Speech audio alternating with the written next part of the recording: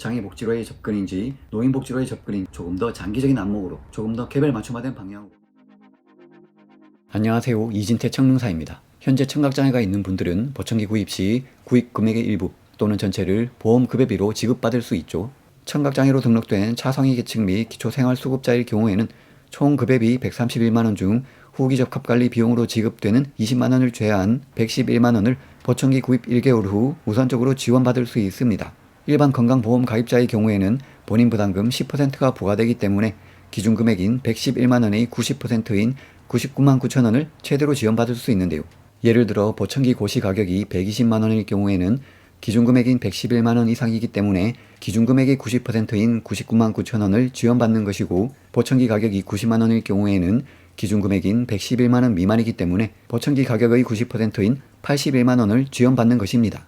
또한 작년에 처음으로 제정된 장애인 보청기 급여 제품 및 결정가격 고시를 통해 이제부턴 공단에 등록된 보청기를 구입해야지만 보험급여를 받을 수 있게 되었습니다. 급여 제품 및 적정가격 고시는 제품 등록과 급여 평가만 제대로 이뤄진다면야 가격 투명성과 함께 보청기를 선택함에 있어 발생할 수 있는 정보의 비대칭을 해소할 수 있다는 이점이 있죠. 그러나 첫 시행 시 등록된 제품의 수에 비해 보청기 모델 선택이 상당히 제한적인 경우가 많았는데요.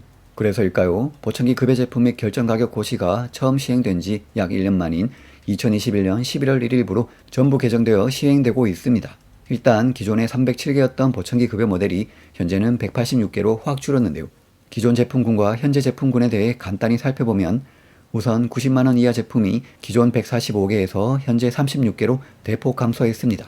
기존 제품군과 비교해보면 주로 90만원 이하의 보청기를 제공하던 업체 자체가 빠진 영향도 있고, 급여 기준액이 111만원이라 아무래도 90만원 이하의 보청기는 수요가 적었기에 그렇지 않나 싶기도 합니다. 90만원을 초과하는 제품은 기존 162개에서 현재 150개로 소폭 감소했습니다.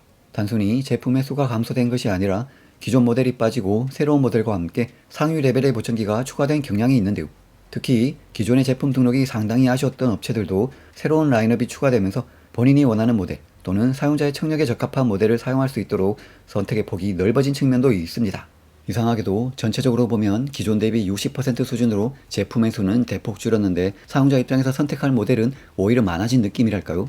이번에 개정된 급여 제품들 중 5개 주요 제조업체의 브랜드별 등록 제품을 살펴보면 보청기에 관심 있는 분들은 한 번쯤 들어보셨던 제품들도 있고 다소 생소한 프라이빗 레이블의 제품들도 있습니다. 프라이빗 레이블 모델은 해외의 경우에도 보험 전용 모델로 활용되기도 합니다만 보청기 지원 관련 채널이 한정적인 국내 상황에서 지원 모델로 프라이빗 레이블을 등록하는 건 좀 이질적이지 않나 싶기도 합니다. 게다가 안 그래도 급여 모델 등록이 최신 제품보단 예전 모델에 초점을 두고 있는 상황에서 특정 판매처가 아닌 일반적으로 프라이빗 레이블을 사용하는 건 사용자 입장에서 좀 혼란스러울 수 있겠죠. 그래도 프라이빗 레이블 제품을 포함해서 비록 대부분 최신 모델은 아니지만 각 브랜드별로 상위 레벨의 보청기들이 모두 등록되어 있긴 합니다. 참고로 보청기의 퍼포먼스 레벨은 대부분 숫자로 표시되며 급여 제품으로 등록된 각 제조사의 주요 브랜드, 주요 모델로 예를 들어 포낙의 경우 90으로 갈수록 상위 레벨의 모델, 시그니아는 7, 스타키는 2400, 리사운드는 9, 벨토는 17이 상위 레벨이고 오티코는 500이 상위 레벨로 기존 땡땡땡 1과 동급 레벨, 400은 땡땡땡 2와 동급 레벨이라고 보시면 되겠죠.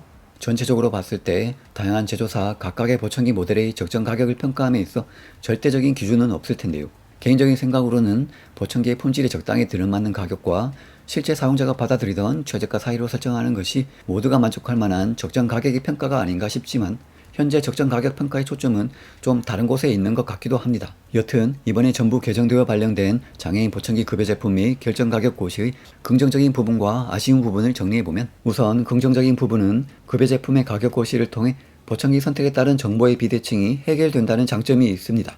예를 들어 판매처에 따라 실제 판매 가격이 다름으로 인해 발생할 수 있는 혼돈이나 부작용을 최소화할 수 있고, 저가의 보청기가 급여 기준 금액으로 둔갑해 판매되는 문제도 방지할 수 있습니다.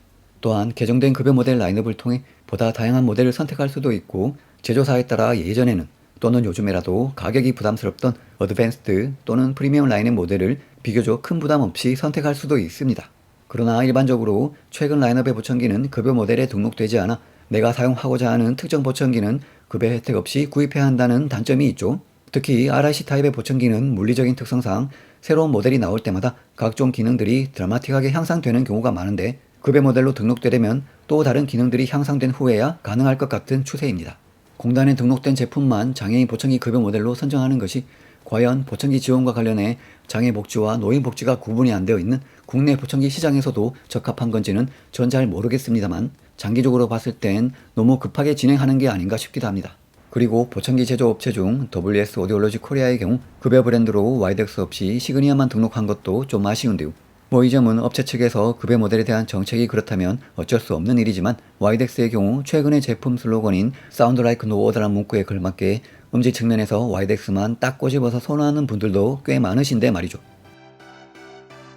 2015년 청각장애인 보청기 급여 금액이 대폭 상승된 후 현재까지 보청기 급여와 관련된 절차나 방법 등에 있어 많은 것들이 바뀌고 있는데요.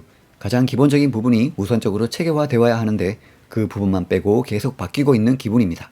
그리고 앞서 잠깐 언급했던 것처럼 현재 보청기 보험 급여와 관련해 장애복지로의 접근인지 노인복지로의 접근인지 좀 애매한 부분이 있죠. 이 차트를 보시면 2015년 말 급여 인상과 함께 청각장애 신규 등록자가 대폭 증가했으며 신규 등록자의 증가 추세는 2018년을 정점으로 조금씩 감소하는 추세를 보입니다. 그러나 꾸준히 증가하는 추세를 보이는 부분이 바로 65세 이상의 청각장애인 수인데요. 2014년 청각장애인 중 65세 이상의 비율이 약 60% 정도의 수준에서 2020년 12월 기준 약 78%까지 이르게 되었습니다. 더구나 앞으로 고령 인구의 비중은 계속 증가해 2025년에는 총 인구 대비 65세 이상 인구 비율이 20%에 이르는 초고령 사회에 진입할 것으로 예상되고 있는 만큼 청각장애인 중 65세 이상의 비율이 더욱 증가하게 될 것 같은데요. 참고로 청각장애인에 대한 보청기 급여와 관련된 정책이 계속 바뀌는 근본적인 이유는 보청기 급여와 관련해 예상 수준을 넘어선 막대한 재정적 지출 때문이 아닐까 싶습니다.